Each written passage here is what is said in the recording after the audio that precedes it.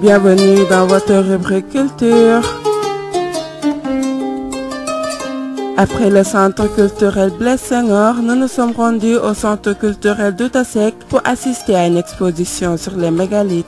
Dans la vaste galerie de la Maison de la Culture Douta Seck se tressent d'importantes œuvres sur les mégalithes, les uns plus impressionnantes que les autres, un projet réalisé par les élèves de Kaffrine, plus précisément au CEM Wanar, avec la collaboration de Marianne Blairon, une Belge, nous témoigne Ibrahima Sambou, conseiller à la directrice de la Maison de la Culture Douta Seck. Nous sommes dans une exposition d'élèves d'établissement de Kaffrine, un CM de Wanar, qui était en projet avec Madame Marianne Blairon, belge, wallonne également, avec l'ambassade de la Belgique ici à Dakar. C'est un projet sur les mégalithes, que les mégalithes sont des rochers, de gros rochers qui font partie du patrimoine mondial, qui existent au Sénégal, en Angleterre, en Italie également, mais également en Suède et en Belgique également. Donc c'est un intérêt parce que l'être humain a longtemps vécu avec les mégalithes. Il poursuit en nous révélant que ce sont les Belges, en l'occurrence Madame Blairon, qui a encadré ses élèves pour qu'ils puissent produire ses œuvres. C'est Madame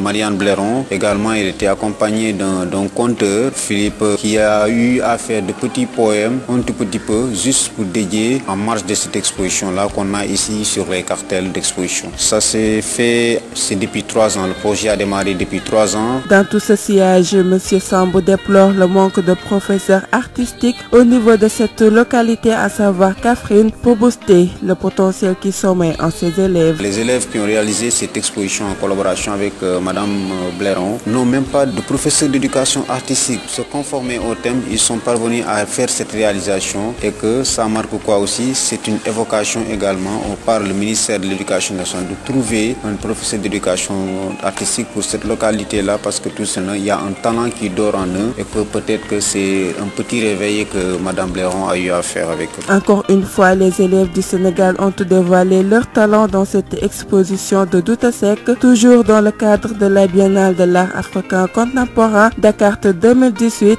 Reste à ce que les professeurs artistiques soient déployés partout dans le pays pour une meilleure égalité des atouts artistiques.